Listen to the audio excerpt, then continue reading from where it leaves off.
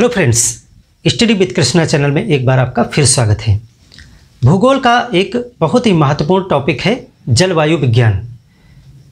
इसमें हम क्लाइमेट के विषय में डिस्कशन करेंगे और एक बड़ा टॉपिक है, प्री एग्ज़ाम और मेंस एग्ज़ाम दोनों के दृष्टिकोण से बहुत ही महत्वपूर्ण है।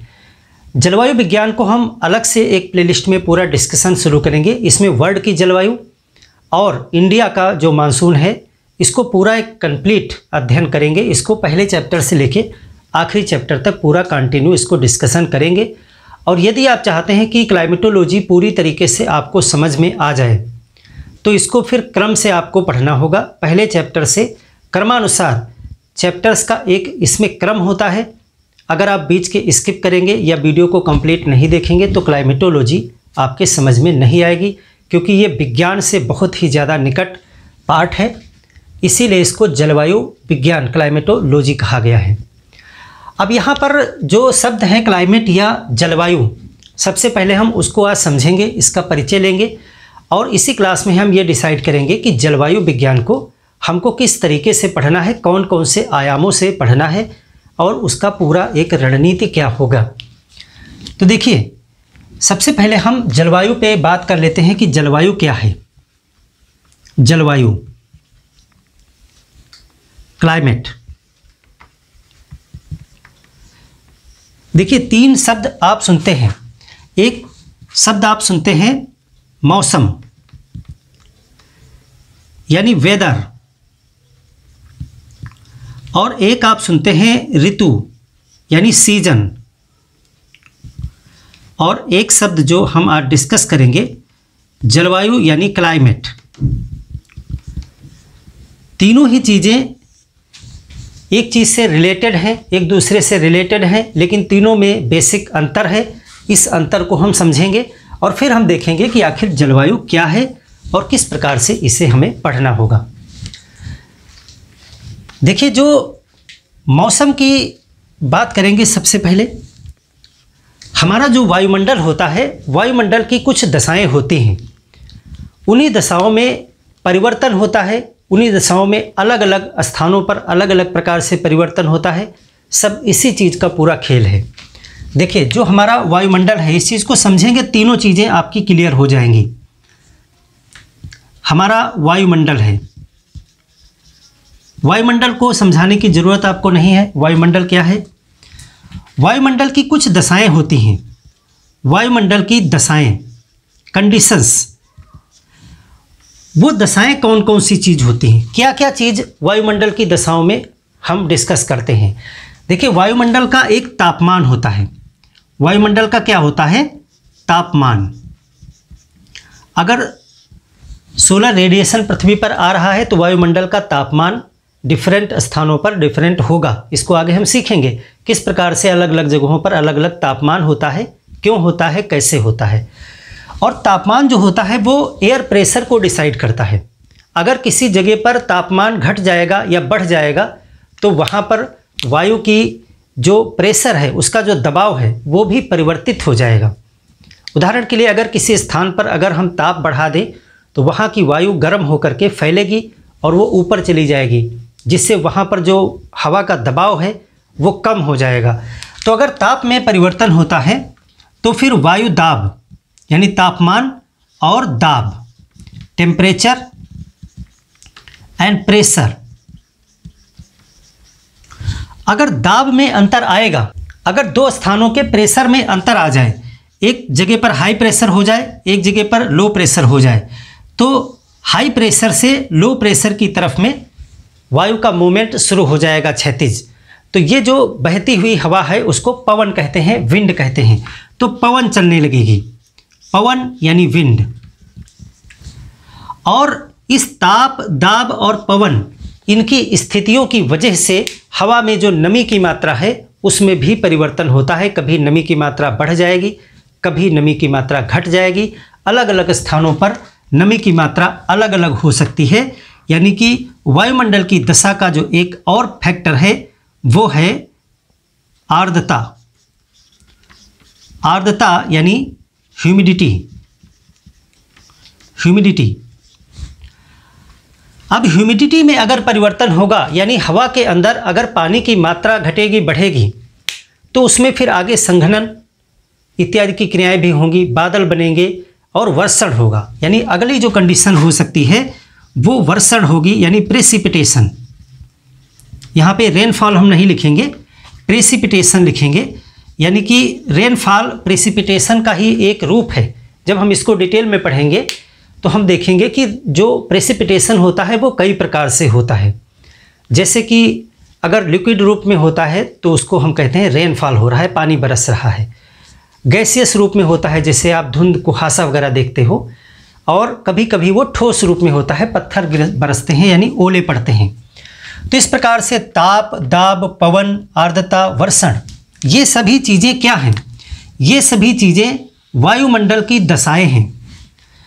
कहने का मेरा मतलब ये है कि हर एक स्थान पर तापमान अलग अलग होता है, तो वहाँ पर प्रेशर भी अलग अलग हो सकता है, वहाँ पे पवनें अलग प्रकार की हो जाएंगी, हवा में नमी की मात्रा भी अलग अलग हो सकती है, तो वहाँ पर वर्षण की स्थितियाँ भी हर एक स्थान पर डिफरेंट होंगी। तो ये हैं वायुमंडल की दशाएं। हो सकता है कि आपके दिल्ली शहर में इन दशाओं की जो वैल्यू है वो अलग हो, दूसरे किसी शहर में जाओगे, मुंबई में, तो यहाँ पर इन वैल्यूज़ में परिवर्तन हो जाएगा। अगर आप और दूर चले जाओगे, किसी विदेश में चले जाओगे, जैसे कि आप ब्रिटेन में पहुँच गए या यूएसए में पहुँच गए, तो इन सभी कंडीशंस की वैल्यू चेंज हो जाएगी। वहाँ टेम्परेचर, प्रेशर, पवन, ह्यूमिडिटी, हर एक चीज़ में परिवर्तन आएगा। वो निर्भर करता है कि आप कहाँ पर पृथ्वी पर हैं।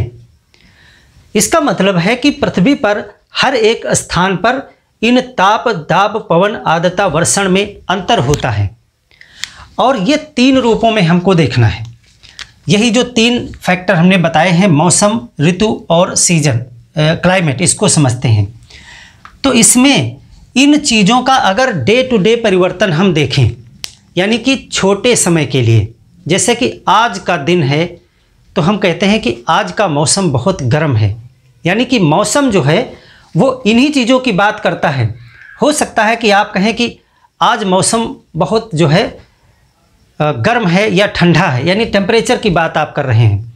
आप ये भी कह सकते हैं कि आज बहुत लू चल रही है या ठंडी ठंडी हवा चल रही है, यानी पवन की बात आप कर रहे हैं। हो सकता है कि आज कहें कि आप फुहारे पड़ रही हैं, आज बारिश का मौसम है, तो वर्षण की बात कर रहे हैं, प्रेशर भी उसी में आता है। तो इन चीज़ों का परिवर्तन अगर शॉर्ट टर्म के लिए है, कम समय के लिए है, तो उसको मौसम कहते हैं। यानी कि वायुमंडल की दशाओं में परिवर्तन। अब पहला पार्ट आया वायुमंडलीय दशाओं में, जो एटमॉस्फेरिक जो कंडीशंस हैं वायुमंडलीय दशाओं में परिवर्तन। अब परिवर्तन 3 प्रकार से हो सकता है। परिवर्तन जो है वो 3 प्रकार का हो सकता है, बस इसी से तीनों परिभाषाएं आपकी आ जाती हैं। यानी इन चीज़ों में परिवर्तन अगर अल्पकालिक है, अल्पकालिक, डे टू डे या शॉर्ट टर्म, तो उसको कहते हैं मौसम। जैसे कि आप कहते हैं कि जुलाई का मौसम बहुत अच्छा, यानी सिर्फ 1 महीने की बात आप कर रहे हो, या इस हफ्ते का मौसम बहुत गर्म रहा। आप ये नहीं कहोगे कि इस हफ्ते की जलवायु बहुत गर्म रही, जलवायु दूसरी चीज़ हो जाएगी। मौसम का मतलब है इन्हीं फैक्टर्स की बात आप कर रहे हैं, लेकिन छोटे समय के लिए। सुबह मौसम बहुत ठंडा था, शाम को मौसम बहुत गर्म हो गया, कल मौसम अच्छा था, आज मौसम बहुत ख़राब हो गया। तो 1-2 दिन की, 1-2 हफ्तों की बात हो रही है, बहुत ज़्यादा 1 महीने की बात हो रही है। तो अल्पकालिक समय के लिए जब वायुमंडल की दशाओं में परिवर्तन होता है तो हम उसको कहते हैं मौसम, यानी वेदर। अगर कुछ समय उपरांत चक्रीय रूप से इन दशाओं में परिवर्तन हो, जैसे कि 3 महीने तक बहुत टेम्परेचर रहा, उसके बाद 3 महीने बाद या 6 महीने बाद, यानी एक निश्चित पीरियड के लिए एक प्रकार की मौसमी दशाएं रही। उदाहरण के लिए वर्षा हो रही थी, 4 महीने तक खूब वर्षा हुई, तो आपने कहा कि इस समय वायुमंडल की दशाएं क्या हैं, वर्षण कर रही हैं, यानी बहुत ज़्यादा वर्षा हो रही है, बारिश का मौसम चल रहा है। उसके बाद में वर्षा बंद हो गई, तापमान बढ़ने लगा, यानी कि गर्म मौसम होने लगा। फिर चक्रीय रूप से चक्र चलते चलते एक बार फिर वर्षा पे आया, फिर गर्मी हुई, फिर ठंडक आई, फिर वर्षा हुई। इस तरह से क्या होता है, अगर एक समय अवधि के बाद में मौसम की दशाएं चक्रीय रूप से परिवर्तित होने लगें, तब उसको कहते हैं ऋतु, सीजन। जैसे कि आज बहुत गर्मी है तो आप ये नहीं कहोगे कि आज गर्मी की ऋतु आ गई, क्योंकि कल ठंडा हो सकता है मौसम, कल की अपेक्षा आज गर्म हो सकता है, तो इससे ऋतु नहीं, इसको मौसम कहेंगे। और जब चक्रीय रूप से यही मौसमी दशाएं बदल के आने लगती हैं एक टाइम पीरियड के बाद में पुनः और बदलती रहती हैं, तब उसको कहते हैं ऋतु। तो दूसरा क्या हो गया, इन्हीं वायुमंडलीय दशाओं में चक्रीय परिवर्तन, चक्रीय परिवर्तन, तब इसको कहते हैं ऋतु, यानी कि गर्मी की ऋतु है। इसका मतलब है कि गर्मी की ऋतु के बाद कोई दूसरी ऋतु आएगी, जैसे शीत ऋतु आएगी या बारिश की ऋतु आएगी, और उसके बाद घूम करके फिर वही ऋतु आएगी। तो चक्रीय रूप से अगर मौसमी दशाओं में परिवर्तन होता है एक समयावधि के बाद में, तो उसको कहते हैं ऋतु यानी सीजन। अब जलवायु क्या है, जलवायु एक दीर्घकालिक समय में, जैसे कि 30 साल 32 साल का एवरेज, किसी एक भौगोलिक क्षेत्र में एक लंबे समय से जो मौसम की दशाएं हैं उसका एवरेज, औसत। जैसे कि हम अगर कहें कि भारत में क्या होता है, भारत में कभी जाड़ा पड़ने लगता है, साल में एक बार जाड़ा पड़ता है, साल में एक बार बारिश होती है 2-3-4 महीने के लिए, साल में गर्मी भी बहुत होती है। लेकिन भारत की जलवायु को क्या कहेंगे, क्या गर्म जलवायु कहेंगे या ठंडी जलवायु कहेंगे या क्या कहेंगे, बारिश वाली जलवायु कहेंगे। चूँकि ये 32 साल का 30-32 साल का एवरेज आपको निकालना है, तो एवरेज रूप से, औसत रूप से इसमें से क्या निकलेगा उसे कहेंगे उस क्षेत्र की जलवायु। यानी एक भौगोलिक क्षेत्र का एक लंबे पीरियड में मौसमी दशाओं का, यानी इन जो वायुमंडल की दशाओं का औसत होता है, एवरेज होता है, उसको उस क्षेत्र की जलवायु कहा जाता है। भले ही भारत में हर साल ठंडक पड़ती है, लेकिन भारत की जलवायु शीत नहीं है। हाँ, ये लंबे पीरियड यानी 10 महीने अगर ठंडक पड़ती हर साल, तो फिर जब हम 30 साल का एवरेज निकालते तो उसमें ठंडक ज़्यादा निकलती, तब हम कहते भारत की जलवायु ठंडी है। लेकिन भारत की जलवायु दूसरे प्रकार की है, उसको हम आगे डिस्कस करेंगे। तो एक लंबे पीरियड में जब हम वायुमंडलीय दशाओं का एवरेज निकालते हैं कि आखिर यहाँ पर किस प्रकार का मौसम है एक लंबे समय के लिए, तब हम उसे कहते हैं जलवायु। यानी कि वायुमंडलीय दशाओं में जो परिवर्तन होता है उसका एक दीर्घकालिक औसत। तो इसको क्या लिखेंगे, दीर्घकालिक, दीर्घकालिक मौसमी दशाओं का औसत। औसत निकालिए कि मौसम कैसा रहा लगभग 30 से 32 वर्ष, लगभग 30 से 32 वर्ष का कम से कम आप एवरेज निकालें, और तब जो एवरेज निकल के आए उसे कहेंगे कि उस क्षेत्र की जलवायु है, यानी क्लाइमेट है। अब तीनों चीज़ों को आप शार्ट में एक साथ समझ लें और इसमें अंतर क्या है।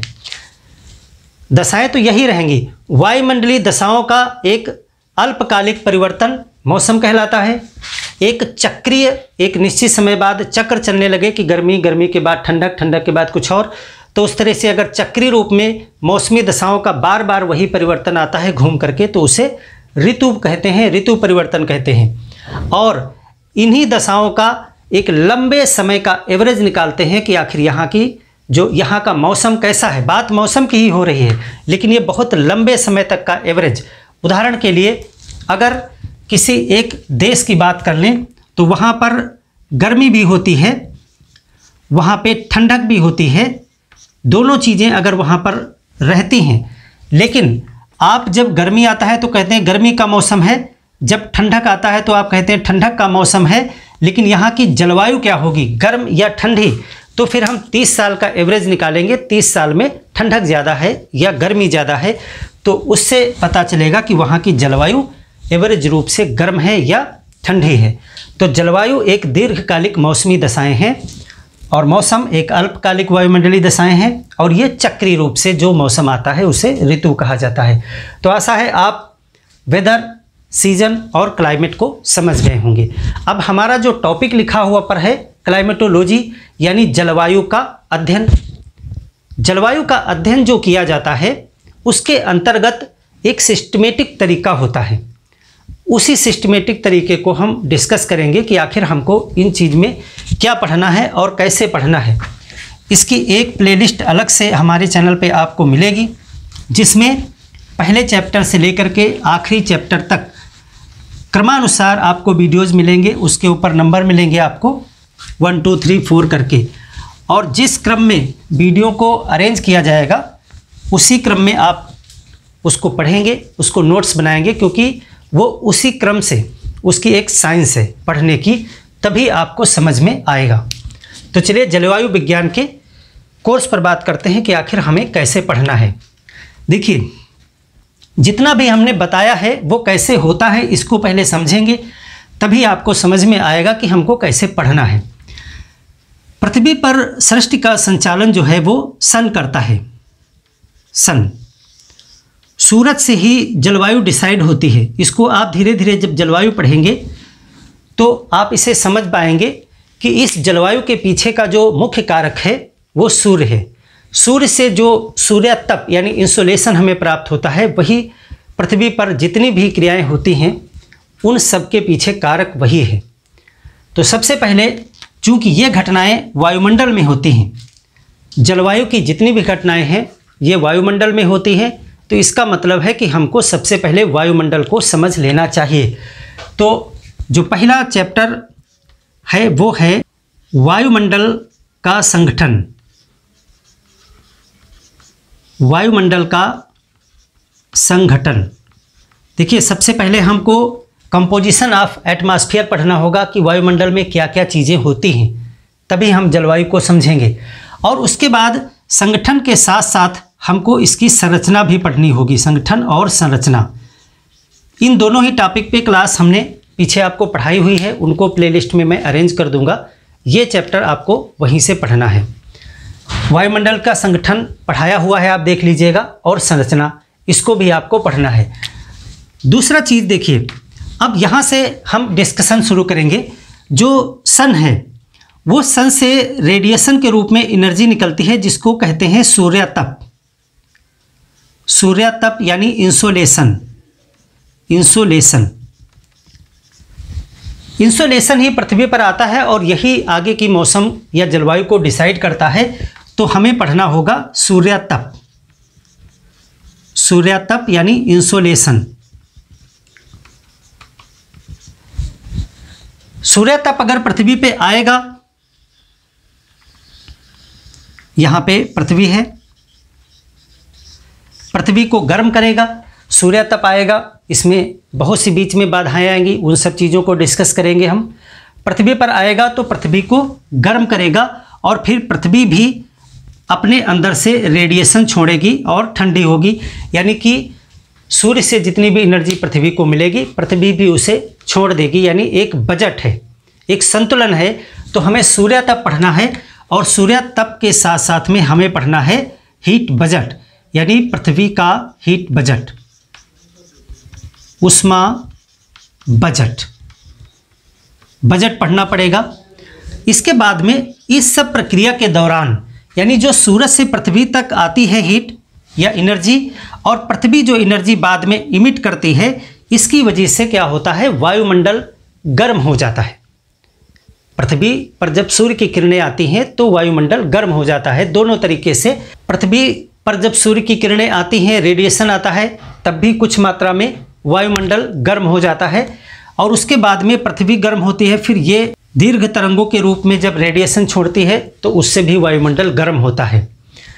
वायुमंडल के गर्म होने से आगे की प्रक्रियाएं शुरू हो जाती हैं, यानी दबाव में परिवर्तन होने लगता है। तो यहाँ पर हमको ये देखना है कि सूर्य तप आया, पृथ्वी का उसमें बजट हम पढ़ेंगे। इसके बाद हम पढ़ेंगे तापमान, तापमान और वायुमंडल का गर्म होना, वायुमंडल का गर्म होना, कैसे कैसे वायुमंडल जो है गर्म हो जाता है। अब अगर वायुमंडल गर्म होगा यानी टेम्परेचर में परिवर्तन होगा तो फिर वायु के दाब में भी परिवर्तन होगा। जहाँ पे सूर्य की किरणें पड़ेंगी, यहाँ पे देखिए चित्र में समझें आप, अगर यहाँ पे सूर्य की किरणें पड़ेंगी तो यहाँ पर हवा गर्म हो जाएगी और हवा ऊपर की तरफ उठेगी, ऊपर की तरफ जाएगी और बहुत ऊंचे जा नहीं सकती है, तो फिर वो क्षोभ मंडल के पास से किसी तरफ मुड़ेगी और फिर वापस आएगी पृथ्वी पर ही, फिर पृथ्वी पर वापस आएगी। तो जहाँ से हवा उठेगी वहाँ पर चूँकि ताप बढ़ रहा है, हवा गर्म होकर के ऊपर जा रही है, तो वहाँ का दाब जो है, प्रेशर कम हो जाएगा, यानी कि यहाँ पर लो प्रेशर आ जाएगा और यहाँ पर जहाँ एयर उतरेगी जाके वहाँ पे हाई प्रेशर बन जाएगा। यानी कि ताप घटने और बढ़ने की वजह से वायु दाब में भी परिवर्तन होगा। तो तापमान और वायुमंडल का गर्म होना, उसके बाद हमको पढ़ना पड़ेगा वायु दाब, यानी कि वायु का दाब का कॉन्सेप्ट क्या है एवं वायु दाब पेटियाँ, वायु दाब पेटियाँ, वायु दाब की पेटियाँ डेवलप होंगी, यानी कुछ क्षेत्रों में वायु दाब अधिक होगा, कुछ क्षेत्रों में वायु दाब कम हो जाएगा। अगर वायु दाब में परिवर्तन होगा तो फिर प्रेशर ग्रेडियंट बनेगा, यानी कि अगर एक जगह पर हाई प्रेशर होगा और एक जगह पर लो प्रेशर होगा, तो जहाँ पर हाई प्रेशर है वहाँ से हवा का मूवमेंट लो प्रेशर की तरफ होने लगेगा, क्योंकि प्रकृति का नियम है संतुलन बनाए रखना। तो हाई प्रेशर वाले स्थान से हवा का मूवमेंट लो प्रेशर जहाँ पे स्थान खाली है उधर होने लगेगा, यानी कि इसका मतलब है कि हाई प्रेशर से लो प्रेशर की तरफ में प्रेशर ग्रेडियंट का यानी कि दाब प्रवणता का जनन होगा और उसकी वजह से पवन यानी विंड का संचार होने लगेगा, विंड बनेगी। तो देखिए वायु दाब और वायु दाब की पेटियाँ, इसको पढ़ने के बाद में हमको पढ़ना पड़ेगा कि हवा का सर्कुलेशन कैसे होता है, यानी कि वायु का परिसंचरण, वायु का परिसंचरण, वायु का परिसंचरण, यानी कि हमको पढ़ना होगा पवने, विंड्स, किस प्रकार से हवा चलने लगती है और वायु का परिसंचरण होने लगता है। यहाँ हाई प्रेशर से लो प्रेशर की तरफ विंड मूव होने लगेगी। तो ये है आपका एक संचरण होने लगेगा वायु का। कई प्रकार की पवनें हैं, उन पे हम बात करेंगे। अब देखिए, अगर किसी भी स्थान पर हीट बढ़ेगी तो वहाँ पर जल का वाष्पीकरण भी होगा, यानी कि जहाँ पर सूर्य तप अधिक मिल रहा है वहाँ से वायु में नमी की मात्रा भी बढ़ेगी, वायु में नमी की मात्रा बढ़ेगी और चूँकि हवा ऊपर जाएगी तो उस नमी को ऊपर लेकर के जाएगी। और हम तापमान वाले चैप्टर में पढ़ेंगे कि किस प्रकार से ऊपर जाने पर तापमान कम पड़ता है, तो फिर ऊपर जाने पर वो हवा ठंडी होने लगेगी। अगर ठंडी होगी तो उसके अंदर जो जलवाष्प जा रही है वो फिर यहाँ पर बादलों का निर्माण करेगी और बादल वहाँ पर संघनन होगा। जब ताप और कम होगा, संघनन होगा और उसकी वजह से वर्षण होने लगेगा, ओले पड़ेंगे, कुहासा बनेगा, यानी कि वर्षण आपको पढ़ना पड़ेगा। तो वायु का परिसंचरण होगा, यानी वायु चलेगी, ऊर्ध्वाधर भी चलेगी, क्षैतिज भी चलेगी, उसको अलग अलग नामों से हम पढ़ेंगे, जैसे कि पवने पढ़ेंगे, उसी प्रकार से हम जेट स्ट्रीम भी पढ़ेंगे। जेट स्ट्रीम कहाँ है? देखिए, पवन यहाँ धरातल के निकट चल रही है और ये जो क्षैतिज रूप से हवा चल रही है इसको कहते हैं जेट, जेट धारा। तो यहाँ पे जेट स्ट्रीम को हम पढ़ेंगे। जेट स्ट्रीम को पढ़ने के बाद में आप पढ़ेंगे कि नमी क्या है, क्योंकि अब यहाँ पर बात आ गई कि इस हवा में नमी भी होगी, चूँकि गर्म होगी हवा तो अपने साथ पानी को लेकर के जाएगी वो वाष्पीकरण करके। तो फिर आपको पढ़ना होगा कि यहाँ पर आर्द्रता क्या है, आर्द्रता यानी ह्यूमिडिटी। ह्यूमिडिटी के बाद में आपको पता है कि अगर आर्द्र वायु यानी नम वायु ऊपर जाएगी तो ऊपर जाने पर ताप कम पड़ेगा तो बादलों का निर्माण होगा, ताप और कम पड़ेगा तो फिर वो बादल जम करके फिर गुरुत्वाकर्षण के प्रभाव की वजह से वो पानी नीचे आने लगेगा, यानी वर्षण होगा। तो आर्द्रता पढ़ेंगे, इसके बाद में आपको पढ़ना होगा बादल यानी क्लाउड्स, और फिर हम पढ़ेंगे वर्षण।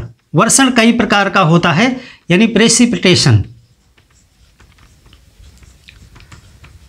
कई प्रकार से वर्षण होगा, ठोस रूप में होगा, आपने देखा होगा कभी ओले पड़ने लगते हैं, पत्थर पड़ने लगते हैं ठोस रूप में, कभी आप गैसियस रूप में देखोगे, जैसे कुहासा छा गया, धुंध आप देखते हैं, पाला पड़ रहा है, और लिक्विड रूप में भी देखोगे, तरल रूप में देखोगे, जैसे बारिश हो रही है, धुआंधार बारिश हो रही है, तो आप वर्षण को भी पढ़ोगे। वर्षण पढ़ने के बाद में आप देख रहे हो यहाँ पर एक हवा की एक बहुत बड़े एरिया में वायु की राशि बन जाती है। ये एक जो लंबे एरिया में एक वायु होती है जिसका मौसमी दशाएं एक प्रकार की होती हैं, यानी कि वो या तो गर्म है या तो ठंडी है, यानी कि उसमें ताप दाब इस तरह की जो कंडीशंस होती हैं वो एक जैसी होती हैं। तो एक एरिया में, एक बड़े क्षेत्र में एक वायु जिसकी मौसमी दशाएं या वायुमंडलीय दशाएं एक प्रकार की होती हैं, उसको एक वायु राशि कहा जाता है। यानी वायु राशियाँ आप पढ़ोगे इसके बाद में। वायु राशियाँ क्या होती हैं? वायु राशियाँ, इससे रिलेटेड हमारे कौन कौन से मौसम हैं, किस प्रकार से, इसको हम पढ़ेंगे। वायु राशियाँ पढ़ोगे, फिर आप देखोगे कि वाताग्र जनन होता है। वाताग्र यानी कि एक प्रकार की वायु का जो अग्रभाग होता है, फ्रंट होता है, वो बनेगा, यानी वाताग्र जनन आप पढ़ोगे। जैसे कि एक ठंडी हवा है, एक गर्म हवा है, इनके आगे फ्रंट जो होते हैं टकराते हैं, किस प्रकार से मौसमों में परिवर्तन होता है, तो आप वाताग्र जनन पढ़ोगे। इसके बाद में आप देखोगे कि चक्रवात का निर्माण होगा। चक्रवात का निर्माण, जब आप देखोगे कि हवा एक स्थान से उठेगी, दूसरे स्थान पे जाकर के उतरेगी, कहीं आप देखोगे कि इधर से भी हवा उठेगी और यहाँ आकर के उतरेगी, फिर इस तरह देखोगे कि किस प्रकार से कुछ ऐसी सिचुएशंस बनेगी पृथ्वी पर, कई स्थानों पर, कुछ अक्षांशों पर, कि वहाँ पर साइक्लोन का निर्माण हो जाएगा। तो आपको साइक्लोन पढ़ना है आपके सिलेबस में। तो आप देखोगे कि चक्रवात बनने लगेंगे, इन्हीं की वजह से वायु राशियाँ और जो ये त्रिकोशीय संरचरण, ये जो संचरण होने लगेगा, इस प्रकार से कोष बना करके 3 बन जाते हैं, जिससे एक संचरण होने लगेगा वायु का। उसकी वजह से आप वायु राशियाँ एवं आप देखोगे एक त्रिकोशीय संचरण, इसको डिस्कस करेंगे। और फिर आप देखोगे वाताग्र जनन, चक्रवात, और चक्रवात अगर है तो फिर प्रतिचक्रवात भी आपको पढ़ना होगा। प्रतिचक्रवात यानी साइक्लोन और एंटी साइक्लोन, इसको हम डिस्कस करेंगे। अब अगर इतनी चीज़ को हमने डिस्कस कर लिया है तो यहाँ पर एक चीज़ आपको समझ में आ गई होगी कि पृथ्वी पर वायुमंडल की दशाएं एक जैसी नहीं हो सकती हैं, क्योंकि हमने यहाँ पर सूरज से स्टार्ट किया था। सूरज की गर्मी की वजह से ही ये सारी चीज़ें स्टार्ट हुई। तो हर एक जगह पर सूर्य की जो हीट है, जो इंसुलेशन है, वो बराबर नहीं है, यानी कि मौसम की दशाएं हर एक स्थान पर एक जैसी नहीं हो सकती हैं। तो अगर मौसम की दशाएं एक जैसी नहीं हो सकती हैं तो फिर दीर्घकालिक रूप में उनका औसत भी एक जैसा नहीं हो सकता है। इसका सीधा सा मतलब है कि धरती पर कई प्रकार की अलग अलग स्थानों पर जलवायु पाई जाएंगी। तो फिर इसका मतलब है कि आपको जलवायु का वर्गीकरण भी पढ़ना पड़ेगा। तो अगला जो हमारा चैप्टर होगा, इसको हम मिटा देते हैं, वो होगा जलवायु का वर्गीकरण। पूरे विश्व में जलवायु का वर्गीकरण क्या होगा? अगर जलवायु का वर्गीकरण होगा तो फिर पूरे के पूरे जो वर्ल्ड है उस पे जलवायु प्रदेश बनेंगे। जलवायु प्रदेश यानी एक जैसे जलवायु वाले क्षेत्र। तो ये आपका टॉपिक होगा, जलवायु का वर्गीकरण और जलवायु प्रदेश। अब देखिए, इतने से आपने पूरा जलवायु को समझ लिया है, तो जलवायु में क्या परिवर्तन नहीं होगा? यानी कि कुछ ऐसी कंडीशंस आज वर्तमान में विश्व में बनती जा रही हैं जिसकी वजह से जो नेचुरल क्लाइमेट है उसमें परिवर्तन हो रहा है। यानी कि हमको लगता है कि यहाँ पर ठंडी जलवायु है या गर्म जलवायु है या किस प्रकार की जलवायु है, प्राकृतिक रूप से ऐसी होनी चाहिए, लेकिन मानवीय क्रियाओं की वजह से जलवायु में कुछ परिवर्तन होता जा रहा है। यानी कि अगला जो टॉपिक हमें पढ़ना है वो है जलवायु परिवर्तन। जलवायु परिवर्तन वो कौन सी कंडीशंस हैं जहाँ पे जलवायु परिवर्तित हो रही है। अब आते हैं हम भारत में, जो कि विश्व की जलवायु पूरा डिस्कस करने के बाद में, ये सभी चीज़ें समझ लेने के बाद में आपको पढ़ना है कि इसको भारत पे अप्लाई करना है। तो हम पढ़ेंगे भारत की जलवायु। भारत की जलवायु, और भारत की जलवायु के अंतर्गत हम बहुत सी बातों पर डिस्कशन करेंगे, जैसे कि भारत की जो मानसून कंडीशंस हैं, मानसून कैसे उत्पन्न होता है, उसके क्या सिद्धांत हैं। यानी कि हम पढ़ेंगे मानसून की उत्पत्ति एवं क्रियाविधि, मैकेनिज्म।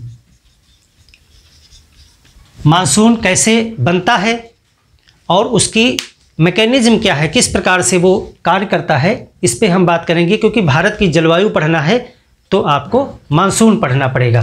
फिर हम भारत की जलवायु की विशेषताएं भी पढ़ेंगे, क्योंकि भारत की जलवायु की कुछ अलग विशेषताएं हैं जो विश्व में अनोखी हैं। तो हम भारत की जलवायु की विशेषताएं पढ़ेंगे।